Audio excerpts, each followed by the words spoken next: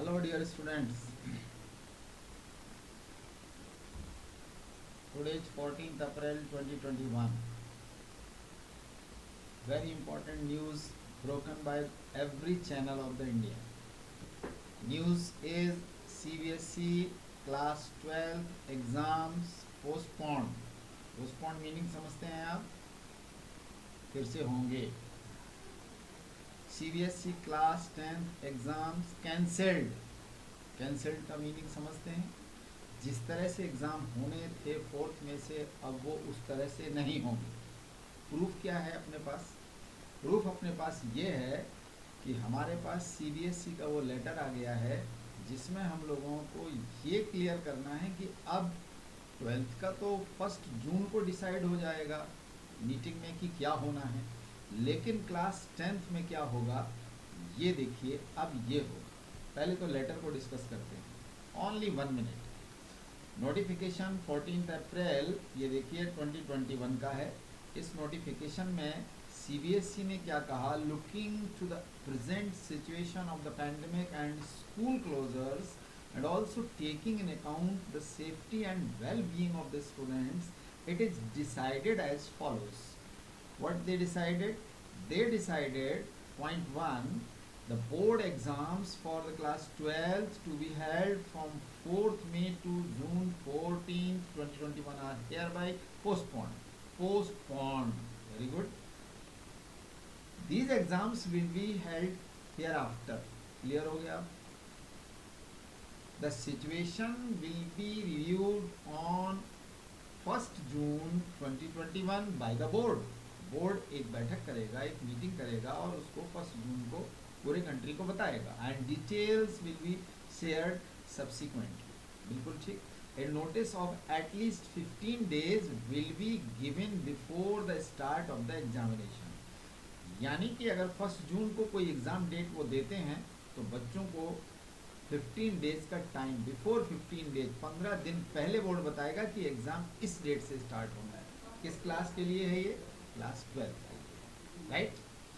Now the board exams for class 10th, this is very important, to be held from 4th May to June 7th 2021 are hereby cancelled.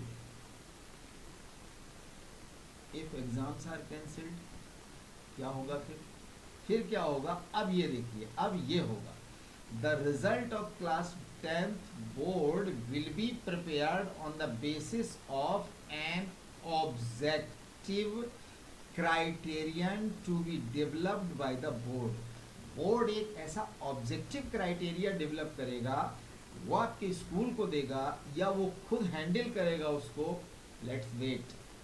सो ये criteria बहुत ज़रूरी है जानना कि CBSE class 10th के evaluation के लिए for all subjects कौन सा क्राइटेरिया बनाता है, ये ज़रूरी है. वो बाहर आना चाहिए जो अभी तक CBSE ने किसी को नहीं बताया है. Any candidate who is not satisfied with the marks allocated to him her on the basis will be given an opportunity to sit an exams as and when the conditions are conducive to hold the exams.